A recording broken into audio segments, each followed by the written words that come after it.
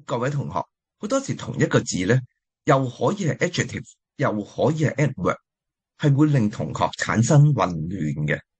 好似我琴日同一位同學改作文嘅時候咧，我見到佢寫咗一句 We sent Tom to the hospital nearby。其實佢想講咧就係送阿 Tom 去附近嘅醫院。咁佢將個 nearby 咧擠咗一個句尾，nearby 已經變咗 an adverb of place to show where。去表達呢個動作喺邊度發生，再唔係去形容個醫院噶啦。例如我用另外一句去表達 We took a walk nearby， 我哋喺附近行下。咁呢一個 nearby 咧，去形容 took a walk 呢個動作。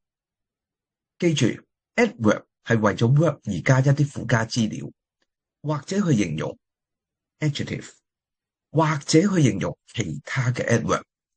而 adjective 咧，個任務好簡單嘅啫，我哋用 noun， 例如 hospital 附近嘅 hospital 係 nearby hospital， 所以呢句應該點寫咧？ We sent Tom to the nearby hospital。